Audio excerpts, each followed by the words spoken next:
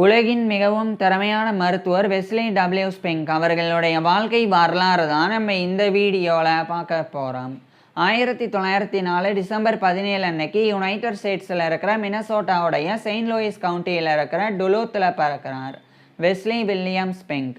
இவருடைய அப்பாவான George Charles Wesley Spink Duluth South Shore and Atlantic ரயில்வேவுடைய பேசஞ்சர் டிபார்ட்மெண்ட்டில் ஒரு கிளர்க்காக பணிபுரிஞ்சு வந்திருக்கிறாங்க. இவருடைய ஃபேமிலி ஒரு மிடில் கிளாஸ் ஃபேமிலியாக வாழ்ந்து வந்திருக்கிறாங்க. வெஸ்லி டபிள்யூ ஸ்பெங்க்குக்கு குழந்தை பருவத்திலிருந்தே இவருடைய அப்பா அம்மா 2 பேருமே நல்லொழுக்கத்தையும் இறையியலையும் வீட்டிலிருந்தே கற்பித்து வந்தாங்க. பிறகு 1909ஆம் ஆண்டுடைய ஆரம்ப காலகட்டத்தில் வெஸ்லி டபிள்யூ ஸ்பெங்க்குக்கு 4 வயது இருக்கும்போது, அதாவது வெஸ்லி டபிள்யூ ஸ்பெங்க் டிசம்பரில் பிறந்திருந்தனால 1909ஆம் ஆண்டுடைய ஆரம்ப காலகட்டத்தில் வெஸ்லி டபிள்யூ ஸ்பெங்க்குக்கு 4 வயது இருந்தது. அப்போ இவருடைய அப்பா இவரை படிக்க வைக்கிறதுக்காக டுலூத்லேயே இருக்கக்கூடிய ஒரு லோக்கல் எலிமெண்ட்ரி ஸ்கூலில் இவரை சேர்த்துடுறாங்க. அங்கு சேர்ந்து வெஸ்லி டபிள்யூ ஸ்பெங்க் இவருடைய ஆரம்ப கல்வியை படிக்க ஆரம்பிச்சிருந்தாங்க. இதே காலகட்டத்தில் வெஸ்லி டபிள்யூ ஸ்பெங்க் ஒரு அத்லெட்டாக நிறைய ஸ்போர்ட்ஸில் ஆர்வம் காட்ட தொடங்கியிருந்தாங்க. அதுலேயும் பர்டிகுலராக ஃபுட்பால் அப்படின்றது இவருக்கு ரொம்ப பிடிச்ச ஒரு ஸ்போர்ட்டாக இருந்தது.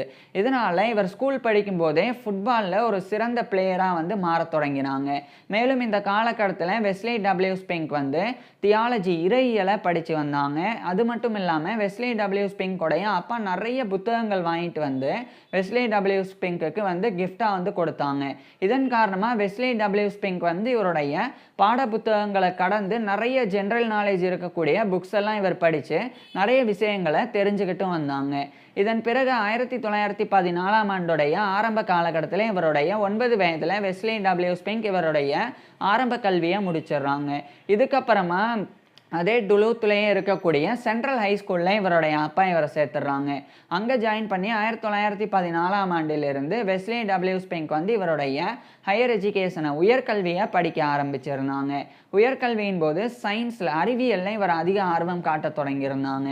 அதுலேயும் பர்டிகுலராக கெமிஸ்ட்ரி வேதியியலில் தான் வெஸ்லி டபிள்யூ ஸ்பெங்க்குக்கு அதிக ஆர்வம் இருந்து வந்தது. இதே காலகட்டத்தில் வெஸ்லி டபிள்யூ ஸ்பெங்க் மருத்துவம் படிக்கணும் அப்படின்னு விரும்பி வந்தாங்க. ஆனால் வெஸ்லி டபிள்யூ ஸ்பெங்க்குடைய குடும்பத்தினால இவர் மருத்துவம் படிக்கிற அளவுக்கு செலவு பண்ண முடியாத நிலை இருந்தது. அதுவும் வெஸ்லி டபிள்யூ ஸ்பெங்க்குக்கு ரொம்ப நல்லா புரிஞ்சு இருந்தது. இதனால் இவர் ஃபஸ்ட்டு ஒரு அண்டர் கிராஜுவேட் ஸ்டடி படிச்சிடணும், பேச்சுலர்ஸ் டிகிரி. அதை முடித்ததுக்கப்புறமா இவர் ஒர்க் பண்ணி அதன் மூலமாக கிடைக்கக்கூடிய வருமானத்தை வச்சு இவர் மருத்துவம் படிக்கணும் அப்படின்னு இவருடைய உயர்கல்வியின் போது வெஸ்லி டபிள்யூ ஸ்பெங்க் டிசைட் பண்ணுறாங்க.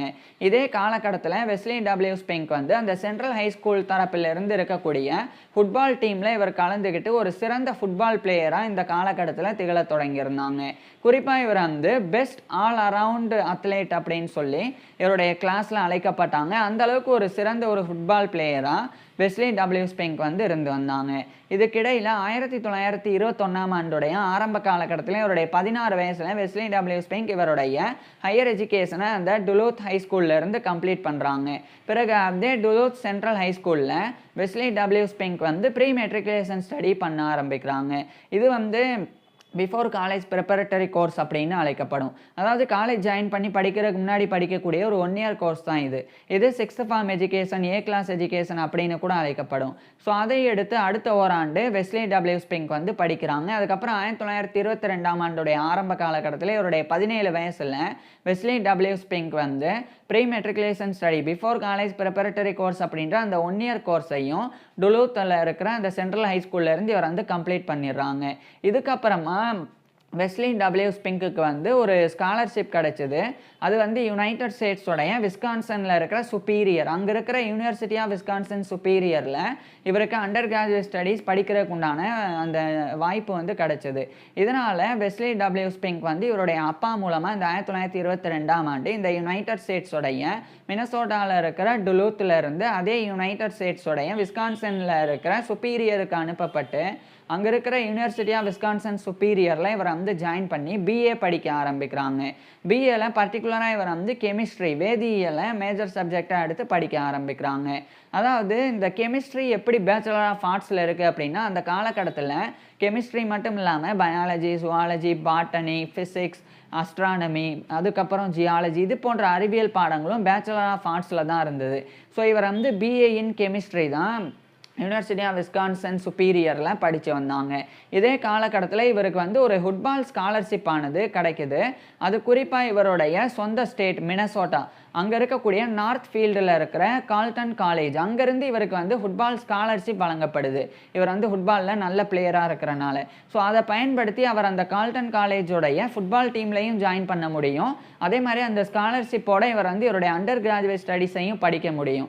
அந்த வாய்ப்பு கிடைச்சனால யுனிவர்சிட்டி ஆஃப் விஸ்கான்சன் சுப்பீரியர்லேருந்து இவர் வந்து அப்படியே ட்ரான்ஸ்ஃபர் ஆயிடுறாங்க. ட்ரான்ஸ்ஃபர் ஆகி இந்த யுனைடெட் ஸ்டேட்ஸோடைய விஸ்கான்சனில் இருக்கிற சுப்பீரியர்லேருந்து அதே யுனைடெட் ஸ்டேட்ஸோடைய மினசோட்டாவில் இருக்கிற நார்த் ஃபீல்டுக்கு போய் அங்கே இருக்கிற கால்டன் காலேஜில் இவர் வந்து ஜாயின் பண்ணுறாங்க. ஜாயின் பண்ணி அங்கே வெஸ்லி டபிள்யூ ஸ்பிங்க் வந்து பிஏ இன் கெமிஸ்ட்ரியை வந்து கண்டினியூ பண்ண ஆரம்பிக்கிறாங்க. இந்த காலகட்டத்தில் இவருக்கு வந்து இறையியல்லையும் நிறைய சிறு வயதிலிருந்து இறையியல் சார்ந்த விஷயங்களையும் இவருக்கு நிறைய ஆர்வம் இருந்து வந்தனால 1925ஆம் ஆண்டு சம்மரில் இவருக்கு வெக்கேஷன் இருக்கும்போது அப்போ வெஸ்லி டபிள்யூ ஸ்பிங்க் வந்து யுனைடெட் ஸ்டேட்ஸோடைய சவுத் டெக்கோட்டாக்கு வந்து போகிறாங்க. அங்கே இருக்கிற ஒரு கம்யூனிட்டி சர்ச்சோடைய பாஸ்டராக இவர் வந்து நியமிக்கப்பட்டாங்க. நியமிக்கப்பட்ட பிறகு அங்கே வந்து இவர் வந்து சண்டே ஸ்கூல்ஸை வந்து அரேஞ்ச் பண்ணாங்க. இது வந்து கிறிஸ்டினில் இருக்கக்கூடிய ஒரு முறை. ஸோ அதை வந்து ஆர்கனைஸ் பண்ணவும் செஞ்சாங்க. இதெல்லாம் இவர் வந்து பண்ணாங்க. இன்னொரு பக்கம் படிப்பையும் தொடர்ந்து படித்தாங்க. அதுக்கப்புறமா 1926ஆம் ஆண்டு இவருடைய கிட்டத்தட்ட 21 வயசில் வெஸ்லி டபிள்யூ ஸ்பிங்க் வந்து பிஏ இன் கெமிஸ்ட்ரியை அந்த கால்டன் காலேஜிலேருந்து இவர் வந்து கம்ப்ளீட் பண்ணிடுறாங்க. இதுக்கப்புறமா உடனடியாக இவர் இந்த யுனைடெட் ஸ்டேட்ஸோடைய மினசோட்டாவில் இருக்கிற நார்த் ஃபீல்டில் இருந்து அதே யுனைடெட் ஸ்டேட்ஸோடைய நெப்ராஸ்கா அங்கே வந்து இவர் போகிறாங்க. அந்த யுனைடெட் ஸ்டேட்ஸோடைய நெப்ராஸ்காவில் இருக்கிற க்ரீட் அங்கே போய் அங்கே இருக்கிற டோன் யூனிவர்சிட்டி, அது அந்த காலகட்டத்தில் டோன் காலேஜ் அப்படின்னு அழைக்கப்பட்டது. ஸோ அந்த டோன் யூனிவர்சிட்டியில் 1926ஆம் ஆண்டு இவர் வந்து instructor in economics and public speaking அப்படின்ற டீச்சிங் கெரியரை இவர் வந்து ஸ்டார்ட் பண்ணுறாங்க. அதாவது பொருளாதாரம் அதே மாதிரி பொதுவாக வந்து பேசக்கூடியது, ஸ்பீக்கிங் பற்றி கற்பிக்கக்கூடியது. ஸோ அந்த 2 சப்ஜெக்ட்ஸை வந்து கற்பிக்கக்கூடிய ஒரு கற்பிப்பாளராக ஒரு இன்ஸ்ட்ரக்டர் அப்படின்ற பொறுப்பில் 1926ஆம் ஆண்டிலிருந்து டோன் யூனிவர்சிட்டியில் இவர் வந்து பணிபுரிய ஆரம்பிக்கிறாங்க. மேலும் அந்த டோன் யூனிவர்சிட்டியோடைய காலேஜ் கோச்சாகவும் இவர் வந்து ஃபுட்பால்லையும் ட்ராக் அண்ட் ஃபீல்டுலையும் இருந்தாங்க. அதாவது கால்பந்து மற்றும் ஓட்டப்பந்தயம் இதை வந்து மாணவர்களுக்கு வந்து கோச்சிங் கொடுக்கக்கூடிய ஒரு காலேஜ் கோச்சாக கூட இவர் வந்து பணிபுரிஞ்சாங்க. இப்படியே அதன் மூலமாக வெஸ்லி டபிள்யூ ஸ்பிங்க் வந்து வருமானமும் இவர் வந்து சம்பாதிக்கவும் ஆரம்பிக்கிறாங்க. இந்த காலகட்டத்தில் 1927ஆம் ஆண்டு யுனைடெட் ஸ்டேட்ஸோடைய இல்லினாய்ஸில் இருக்கிற சிகாகோ, அங்கு நடந்த சிகாகோ தியோலோஜியன் செமினரி, அதில் இவர் வந்து ஜாயின் பண்ணாங்க. இது இவருடைய மதம் சார்ந்தது. அதுக்கப்புறமா இவருடைய ஃப்ரெண்ட் ஒருத்தர் வந்து வெஸ்லி டபிள்யூ ஸ்பிங்க்கு ஒரு புக்கை வந்து ப்ரெசென்ட் பண்ணாங்க. அது வந்து ஹார்வி குசிங் அப்படின்ற ஒரு மருத்துவர் எழுதின புத்தகம். அது வில்லியம் ஆஸ்லர் அப்படின்ற ஒரு தலை சிறந்த மருத்துவர், அவருடைய வாழ்க்கை வரலாறு தான். அதுதான் வந்து லைஃப் ஆஃப் வில்லியம் ஆஸ்லர் அப்படின்ற புத்தகம். அதை வந்து வெஸ்லி டபிள்யூ ஸ்பிங்க் வந்து படிக்கிறாங்க. இந்த வில்லியம் ஆஸ்லருடைய வாழ்க்கை வரலாறு நம்ம ஏற்கனவே பார்த்துருக்குறோம். அந்த வாழ்க்கை வரலாறை வெஸ்லி டபிள்யூ ஸ்பிங்க் வந்து படிக்கிறாங்க. படித்த பிறகு வெஸ்லி டபிள்யூ ஸ்பிங்க் வந்து பயங்கரமாக இன்ஸ்பயர் ஆகி இவர் வந்து கண்டிப்பாக மருத்துவம் படிக்கணும் அப்படின்னு ரொம்ப கன்ஃபார்மாக வந்து டிசைட் பண்ணிடுறாங்க. அதுக்கப்புறம் 1928 இந்த காலகட்டத்தில் இவர் வந்து ஸ்டாக் மார்க்கெட்டில் இன்வெஸ்ட் பண்ணியிருந்தாங்க இவருடைய பணத்தை. அந்த இன்வெஸ்ட்மெண்ட்டை எடுக்கும்போது வெஸ்லி டபிள்யூ ஸ்பிங்க்கு வந்து நிறைய பணம் கிடச்சிது. ஸோ அதை பயன்படுத்தி இந்த டோன் யூனிவர்சிட்டியிலேருந்து இவர் வந்து instructor in economics and public speaking அந்த பதவியையும் காலேஜ் கோச் அப்படின்ற பதவியையும் ரிசைன் பண்ணிடுறாங்க. ரிசைன் பண்ணிவிட்டு இந்த 1928ஆம் ஆண்டு இந்த யுனைடெட் ஸ்டேட்ஸோடைய நெப்ராஸ்காவில் இருக்கிற கிரேட்டில் இருந்து அதே யுனைடெட் ஸ்டேட்ஸோடைய மேசச்சூசட்ஸில் இருக்கிற பாஸ்டனுக்கு இவர் போயிடுறாங்க. அங்கே போய் அங்கே இருக்கிற ஹார்வர்ட் மெடிக்கல் ஸ்கூலில் 1928ஆம் ஆண்டு வெஸ்லி டபிள்யூ ஸ்பிங்க் வந்து மருத்துவம் படிக்கிறதுக்கு ஜாயின் பண்ணுறாங்க. குறிப்பாக இவர் வந்து டாக்டர் ஆஃப் மெடிசன் அப்படின்ற எம்டி டிகிரியை படிக்க ஆரம்பிச்சிருந்தாங்க. இந்த காலகட்டத்தில் ஃபுட்பாலில் இவர் வந்து அமெரிக்கன் லீஜன் கோல்டு மெடல் ஸ்காலர்ஷிப்பையும் பெற்றிருந்தாங்க ஃபுட்பாலை பொறுத்த வரைக்கும். இன்னொரு பக்கம் இவர் வந்து 1929ஆம் ஆண்டு ஹார்வர்ட் மெடிக்கல் ஸ்கூல்லேருந்து ஒரு ஸ்காலர்ஷிப்பை பெற்றாங்க, இவர் ரொம்ப நல்லா படிக்கிறனால. இதுக்கப்புறமா வெஸ்லி டபிள்யூ ஸ்பிங்க் வந்து மருத்துவ கல்வியின் போது மருத்துவ பாடத்திட்டங்களா, அதாவது மெடிக்கல் கரிக்குலமாக அனாட்டமி உடற்கூறியல், ஃபிசியாலஜி உடலியல், பெத்தாலஜி நோயியல், மெட்டீரியா மெடிக்கா மருந்துகளினுடைய பண்புகள் குறித்து படிக்கிறது, அதுக்கப்புறம் கிளினிக்கல் மெடிசன் மருத்துவம், சர்ஜரி அறுவை சிகிச்சை, ஃபார்மகாலஜி மருந்தியல் அப்படின்னு இது போன்ற பாடங்களெல்லாம் இவர் படித்து வந்தாங்க. இதில் பர்டிகுலராக இவருக்கு வந்து கிளினிக்கல் மெடிசன் மருத்துவத்திலையும் பெத்தாலஜி நோயியல்லையும் தான் அதிக ஆர்வம் இருந்து வந்தது. பெத்தாலஜி நோயியல் அப்படின்றது நோய் கிருமிகள், அந்த நோய் கிருமிகள் ஏற்படுத்தக்கூடிய நோயின் தன்மைகள், அந்த நோயின் தன்மையினால் பாதிக்கப்பட்ட உடல் திசுக்கள் இது பற்றிலாம் படிக்கிறது தான் பெத்தாலஜி நோயியல் அப்படின்றது.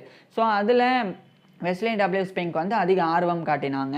அதுக்கப்புறமா 1932ஆம் ஆண்டு இவருடைய 1932ஆம் ஆண்டுடைய ஆரம்ப காலகட்டத்தில் இவருடைய 27 வயசில் வெஸ்லி டபிள்யூ ஸ்பெங்க் வந்து ஹார்வர்ட் மெடிக்கல் ஸ்கூலில் இருந்து அந்த டாக்டர் ஆஃப் மெடிசன் அப்படின்ற எம்டி டிகிரியை பெற்றுறாங்க. இப்போ வெஸ்லி டபிள்யூ ஸ்பெங்க் வந்து எம்டி டிகிரி பெற்ற உடனே இவர் ஒரு மருத்துவராக நோயாளிகளுக்கு சிகிச்சையெல்லாம் கொடுக்க முடியாது. அதுக்கு முன்னாடி வெஸ்லி டபிள்யூ ஸ்பெங்க் வந்து ஒரு மருத்துவமனையில் சேர்ந்து அங்கே இருக்கிற தேர்ந்த மருத்துவர்கள் நோயாளிகளுக்கு சிகிச்சை கொடுக்கறத பார்த்து பயிற்சி பெறணும். அது மெடிக்கல் இன்டென்சிவ் அப்படின்றது. அதுக்கப்புறமா அங்கே இருக்கிற அந்த தேர்ந்த மருத்துவர்களினுடைய மேற்பார்வையின் கீழே வெஸ்லி டபிள்யூ ஸ்பெங்க் வந்து நோயாளிகளுக்கு சிகிச்சை கொடுக்கணும். இது ரெசிடென்சி, மெடிக்கல் ரெசிடென்சி அப்படின்றது. ஸோ இது ரெண்டையும் வந்து கம்ப்ளீட் பண்ணாதான் வெஸ்லி டபிள்யூ ஸ்பெங்க் வந்து ஒரு மருத்துவராக குவாலிஃபை ஆகி நோயாளிகளுக்கு சிகிச்சைலாம் கொடுக்க முடியும். ஸோ அதனால அந்த 1932ஆம் ஆண்டு அதே பாஸ்டனில் இருக்கிற பாஸ்டன் சிட்டி ஹாஸ்பிட்டலில் இவர் வந்து ஜாயின் பண்ணுறாங்க. இது 1996 வரைக்கும் தான் இருந்தது, ப்ரெசென்ட்டில் கிடையாது, அந்த காலகட்டத்தில் இருந்தது. அந்த பாஸ்டன் சிட்டி ஹாஸ்பிட்டலில் வெஸ்லி டபிள்யூ ஸ்பெங்க் வந்து ஜாயின் பண்ணி இன்டர்ன்ஷிப் வந்து பண்ண ஆரம்பிக்கிறாங்க ஃபஸ்ட்டு. அதே 1932ஆம் ஆண்டு இவர் படித்த அந்த பாஸ்டனில் இருக்கிற ஹார்வர்ட் மெடிக்கல் ஸ்கூலோடைய டிபார்ட்மெண்ட் ஆஃப் கம்பேரேட்டிவ் பெத்தாலஜி, ஒப்பீட்டு நோயியல் துறை, அங்கே இவர் ஒரு ப்ராக்டர் ரிசர்ச் ஸ்காலராகவும் வந்து ஜாயின் பண்ணியிருந்தாங்க. பெத்தாலஜியில் ரிசர்ச்சும் வந்து பண்ண ஆரம்பிக்கிறாங்க. அப்போ ஹான்ஸ் ஜின்சர் அப்படின்னு சொல்லி ஒருத்தர், அதுக்கப்புறம் ஜார்ஜ் மைனட், இவங்கெல்லாம் இவரை வந்து பயங்கரமாக இன்ஃப்ளூயன்ஸ் பண்ணாங்க. இதுக்கிடையில் 1933ஆம் ஆண்டு வெஸ்லி டபிள்யூ ஸ்பெங்க் வந்து பாஸ்டன் சிட்டி ஹாஸ்பிட்டலில் இவருடைய இன்டர்ன்ஷிப் வந்து கம்ப்ளீட் பண்ணிவிட்டு ரெசிடென்சி பண்ண ஆரம்பிச்சிருந்தாங்க. இதுக்கப்புறமா வெஸ்லி டபிள்யூ ஸ்பெங்க் வந்து பேத்தோஜெனசிஸ் பற்றி, குறிப்பாக வந்து ட்ரைகனோசிஸ் அப்படின்னு சொல்லி ஒரு வகையான நோய். இந்த ட்ரைகனோசிஸ் அப்படின்றது ட்ரைகோ அப்படின்ற ஒரு வகையான ஒரு பேரசைட் மூலமாக, ஒரு பேரசிட்டிக் மூலமாக, ஒரு ஒட்டுண்ணி மூலமாக பரவக்கூடியது. ஸோ அந்த நோயினுடைய பேத்தோஜெனசிஸ் பற்றி இவர் ரிசர்ச் பண்ணாங்க. பேத்தோஜெனசிஸ் அப்படின்னா அந்த நோய் எப்படி தோன்றுது அப்படின்றத பற்றி படிக்கிறது. ஸோ அதில் இவர் வந்து ரிசர்ச் பண்ணாங்க. இதுக்கிடையில் 1935ஆம் ஆண்டு ஆகஸ்ட் 29 அன்னைக்கு இவருடைய 30 வயசில் வெஸ்லி டபிள்யூ ஸ்பெங்க் வந்து எலிசபெத் ஹாமில்டன் ஹர்ட் அப்படின்ற ஒரு பெண்ணை திருமணம் பண்ணிக்கிறாங்க. அதாவது வெஸ்லி டபிள்யூ ஸ்பெங்க் டிசம்பரில் பிறந்திருந்தனால 1935 டிசம்பர் மாதம் தான் இவருக்கு 31 வயசு. இவர் மேரேஜ் பண்ணது ஆகஸ்ட் 29, 1935. ஸோ 1935 ஆகஸ்ட் 29 அன்னைக்கு இவருடைய 30 வயதில் வெஸ்லி டபிள்யூ ஸ்பெங்க் வந்து திருமணம் பண்ணுறாங்க. திருமணத்துக்கு அப்புறமா வெஸ்லி டபிள்யூ ஸ்பெங்க்குக்கும் இவருடைய மனைவியான எலிசபெத் ஹாமில்டன் ஹர்ட் ஸ்பெங்க், இவங்க 2 பேருக்குமே ஹெலன் ஸ்பெங்க் அப்படின்னு ஒரு பெண் குழந்தையும் வில்லியம் டபிள்யூ ஸ்பெங்க் அப்படின்னு ஒரு ஆண் குழந்தையும் அப்படின்னு மொத்தமாக 2 குழந்தைகள் பிறந்தது. இது வெஸ்லி டபிள்யூ ஸ்பெங்க்குடைய பர்சனல் லைஃப், தனிப்பட்ட வாழ்க்கையாக இருந்தது. இது ஒரு பக்கம் இருக்க, இன்னொரு பக்கம் 1936ஆம் ஆண்டு வெஸ்லி டபிள்யூ ஸ்பெங்க் வந்து இன்டர்ன்ஷிப், ரெசிடென்சி எல்லாத்தையுமே பாஸ்டன் சிட்டி ஹாஸ்பிட்டலில் இருந்து கம்ப்ளீட் பண்ணிடுறாங்க. முழுமையாக கம்ப்ளீட் பண்ணிவிட்டு ஹார்வர்ட் மெடிக்கல் ஸ்கூல்லே இவர் வந்து தொடர்ச்சியாக ஒரு ரிசர்ச் அசிஸ்டண்ட்டாகவும், அதுக்கப்புறம் காலப்போக்கில் இவர் வந்து சீஃப் மெடிக்கல் ரெசிடெண்ட்டாகவும் ஒர்க் பண்ணி வந்தாங்க. அப்போ இவர் வந்து செஸ்டர் எஸ் கீஃபர் அப்படின்னு சொல்லி ஒரு மருத்துவர், அவர் கூட இணைஞ்சு வெஸ்லி டபிள்யூ ஸ்பெங்க் வந்து நிறைய இன்ஃபெக்ஷியஸ் டிசீசஸ் குறித்து, தொற்று நோய்கள் குறித்து ரிசர்ச்லாம் பண்ணி நிறைய ரிசர்ச் பேப்பர்ஸை வெளியிட தொடங்கியிருந்தாங்க. இந்த நிலையில தான் யுனைடெட் ஸ்டேட்ஸோடைய மினசோட்டாவில் இருக்கிற மினியாபோலிஸ், அங்கே இருக்கிற யூனிவர்சிட்டி ஆஃப் மினசோட்டா மெடிக்கல் ஸ்கூலில் அசிஸ்டன்ட் ப்ரொஃபஸர் ஆஃப் மெடிசன், அதாவது மருத்துவ உதவி பேராசிரியர் அப்படின்ற பதவி இவருக்கு வந்து கிடைச்சது. இதனால இவர் ஹார்வர்ட் மெடிக்கல் ஸ்கூல்ல இருந்து வெளியேறி 1937ஆம் ஆண்டு வெஸ்லி டபிள்யூ ஸ்பெங்க் வந்து இவருடைய ஃபேமிலியை அழைச்சிட்டு, மனைவி குழந்தைகளெல்லாம் அழைச்சிட்டு யுனைடெட் ஸ்டேட்ஸோடைய மேசச்சூசட்ஸில் இருக்கிற பாஸ்டன்ல இருந்து அதே யுனைடெட் ஸ்டேட்ஸோடைய மினசோட்டாவில் இருக்கிற மினியாபோலிஸுக்கு இவர் வந்து போயிடுறாங்க. அங்கே போய் அங்கே இருக்கிற university of Minnesota medical school, அங்கே இவர் ஒரு அசிஸ்டன்ட் ப்ரொஃபஸர் ஆஃப் மெடிசனாக 1937ஆம் ஆண்டிலிருந்து பணிபுரிய ஆரம்பிக்கிறாங்க. தொடர்ந்து இந்த காலகட்டத்தில் இவர் வந்து நிறைய தொற்று நோய்கள் குறித்து ரிசர்ச் பண்ணாங்க. அதே மாதிரி சல்ஃபா ட்ரக்ஸை வந்து இவர் பயன்படுத்துறதுல முன்னோடியாக இருந்தாங்க. குறிப்பாக வந்து நிறைய தொற்று நோய்களுக்கு சல்ஃபா ட்ரக்ஸை பயன்படுத்துறதுல வெஸ்லி டபிள்யூ ஸ்பெங்க் வந்து அதிகமாக வந்து ஈடுபட்டு வந்தாங்க. ஸோ அது ஒரு பெரிய பெருமை வந்து வெஸ்லி டபிள்யூ ஸ்பெங்க்கு கிடைச்சது. ஏன்னா சல்ஃபா ட்ரக்ஸை அமெரிக்காவில் ஒரு நோயை வந்து குணப்படுத்துறதுக்காக சிகிச்சையாக பயன்படுத்தினது அந்த முதல் நபர் வந்து வெஸ்லி டபிள்யூ ஸ்பெங்க் தான். ஸோ இது வந்து சல்ஃபா ட்ரக்ஸ் அப்படின்றது வந்து சல்ஃபா ட்ரக்ஸ் அப்படின்றது சல்ஃபனிலமைடு அப்படின்ற ஒரு வகையான சிந்தட்டிக் காம்பவுண்ட் அதிலிருந்து எடுக்கப்படக்கூடியது தான் சல்ஃபா ட்ரக்ஸ் அப்படின்றது. இது வந்து நிறைய நோய்களுக்கு வந்து தொற்று நோய்களுக்கு வந்து மருந்தாக வந்து பயன்படுத்தப்படும். ஸோ அது மாதிரி வெஸ்லி டபிள்யூ ஸ்பிங்க் தான் அதை வந்து ஆரம்பித்து வச்சாங்க. அதுக்கப்புறம் 1939ஆம் ஆண்டு இரண்டாம் உலகப் போரானது தொடங்கினது. இந்த இரண்டாம் உலகப் போரின் போது நேஷனல் ரிசர்ச் கவுன்சிலுடைய கமிட்டி ஆன் பெனிசிலின் அதில் வெஸ்லி டபிள்யூ ஸ்பிங்க் வந்து ஒரு மெம்பராக இருந்து அடுத்து ஒரு கிளினிக்கல் இன்வெஸ்டிகேட்டராகவும் நியமிக்கப்பட்டாங்க. பெனிசிலின் அப்படின்றது ஆன்டிபயோட்டிக் தான்.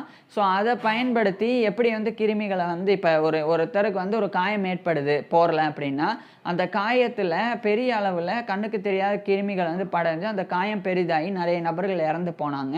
அந்த காயத்தின் வழியாக ரத்தத்தில் சில கிருமிகள் வந்து கலந்து அதன் மூலமாக பல பாதிப்புகள் ஏற்பட்டு நிறைய இராணுவ வீரர்கள் இறந்து போனாங்க. ஸோ அதெல்லாம் தடுக்கிறதுக்காக உருவாக்கப்பட்டது தான் இந்த பெனிசிலின் அப்படின்றது. இது வந்து ஆன்டிபயோட்டிக்காக வந்து பயன்படுத்தப்பட்டது. ஸோ பயன்படுத்தப்பட்டும் வருது. அதை வந்து பயன்படுத்தி பெரிய அளவில் வந்து அந்த கிருமிகளை வந்து அழிக்கலாம் அப்படின்னு சொல்லி சிகிச்சைக்கு பயன்படுத்தினாங்க. ஸோ அதை அட்மினிஸ்ட் பண்ண அதை ஒரு மருத்துவராக இருந்து அதை பயன்படுத்தின முதல் நபரும் வெஸ்லி டபிள்யூ ஸ்பிங்க் தான். ஸோ இப்படி வந்து ஒரு பக்கம் போயிட்டு இருந்தது. அதே மாதிரி 1940ஆம் ஆண்டு அவுட்லைன் ஆஃப் இன்ஃபெக்ஷியஸ் டிசீசஸ் அப்படின்னு சொல்லி ஒரு புக்கை எழுதி வெஸ்லி டபிள்யூ ஸ்பிங்க் வந்து வெளியிட்டாங்க. அதுக்கப்புறமா 1941ஆம் ஆண்டு வெஸ்லி டபிள்யூ ஸ்பிங்க் வந்து யூனிவர்சிட்டி ஆஃப் மினசோட்டா மெடிக்கல் ஸ்கூலோடைய அந்த அசிஸ்டன்ட் ப்ரொஃபஸர் ஆஃப் மெடிசன் அப்படின்ற பொறுப்பில் இருந்து அசோசியேட் ப்ரொஃபஸர் ஆஃப் மெடிசன் அப்படின்ற பதவி உயர்வை பெறாங்க. ஸோ மருத்துவ இணை பேராசிரியர் அப்படின்ற பதவி உயர்வை 1941ஆம் ஆண்டு வெஸ்லி டபிள்யூ ஸ்பிங்க் பெற்றாங்க. அதுக்கப்புறமா 1942ஆம் ஆண்டு இவர் வந்து sulfanilamide and related compounds in general practice அப்படின்னு ஒரு புக் எழுதி 1942 வெஸ்லி டபிள்யூ ஸ்பிங்க் வந்து வெளியிட்டாங்க. இதுக்கப்புறமா தொடர்ச்சியாக இவர் வந்து நேஷனல் ரிசர்ச் கவுன்சிலோடைய கமிட்டி ஆன் பெனிசிலினில் ஒர்க் பண்ணி வந்தாங்க. அதுக்கப்புறமா வெஸ்லி டபிள்யூ ஸ்பிங்க் வந்து சல்ஃபா ட்ரக்ஸை பயன்படுத்துறதுலையும் ரொம்ப முன்னோடியாக தொடர்ந்து இருந்து வந்தாங்க. இதுக்கப்புறம் 1945ஆம் ஆண்டு இரண்டாம் உலகப் போரானது வந்து முடிவடைஞ்சிருது. இரண்டாம் உலகப் போர் முடிவடைஞ்ச பிறகு நேஷனல் ரிசர்ச் கவுன்சிலோடைய கமிட்டி ஆன் பெனிசிலினுடைய கிளினிக்கல் இன்வெஸ்டிகேட்டர் அப்படின்ற பொறுப்பில் இருந்து வெஸ்லி டபிள்யூ ஸ்பிங்க் வந்து விலகினாங்க. அதை தொடர்ந்து 1946ஆம் ஆண்டு வெஸ்லி டபிள்யூ ஸ்பிங்க் வந்து யூனிவர்சிட்டி ஆஃப் மினசோட்டா மெடிக்கல் ஸ்கூலோடைய அசோசியேட் ப்ரொஃபஸர் ஆஃப் மெடிசன் அந்த பொறுப்பில் இருந்து ஒரு ஃபுல் ப்ரொஃபஸர் ஆஃப் மெடிசன் அப்படின்ற பதவி உயர்வை பெற்றாங்க.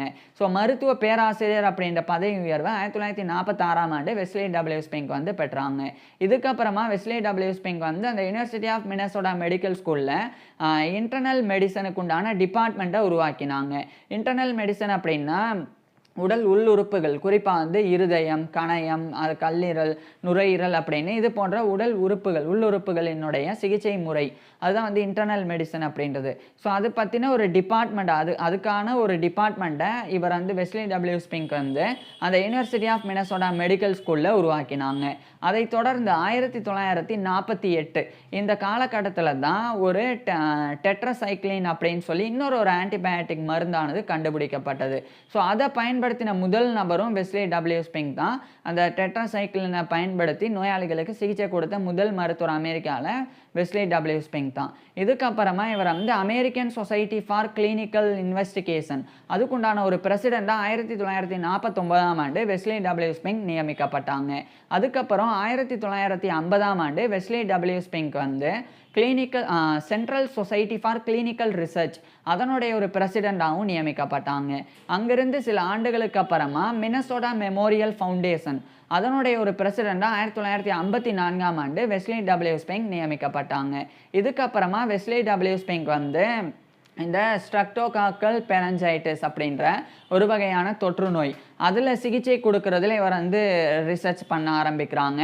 அது மட்டும் இல்லாமல் அதே மாதிரி ஸ்டாஃபிலோகாக்கல் அப்படின்னு சொல்லி ஸ்டாஃபிலோகாக்கல் இன்ஃபெக்ஷன் அப்படின்னு இன்னொரு தொற்று நோய் அதில் சிகிச்சை கொடுக்கறதுலையும் வெஸ்லி டபிள்யூ ஸ்பிங்க் வந்து இவருடைய ஒர்க்கை வந்து பண்ணாங்க. அது மட்டும் இல்லாமல் ப்ரூசெலோசிஸ் அப்படின்னு ஒரு நோய் இருக்குது, ஒரு தொற்று நோய்.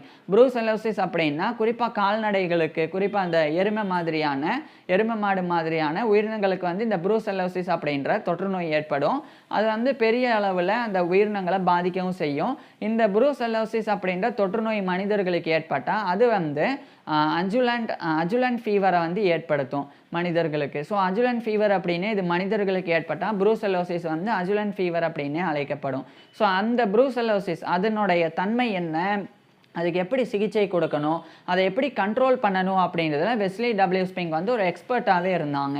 அது மட்டும் இல்லாமல் 1956ஆம் ஆண்டு த நேச்சர் ஆஃப் புரூசெல்லோசிஸ் அப்படின்னு ஒரு புக் எழுதி இவர் வந்து வெளியிட்டாங்க. ஸோ இப்படி இவர் வெஸ்லி டபிள்யூ ஸ்பிங்க் வந்து பெரிய அளவில் கொண்டாடப்பட்டாங்க.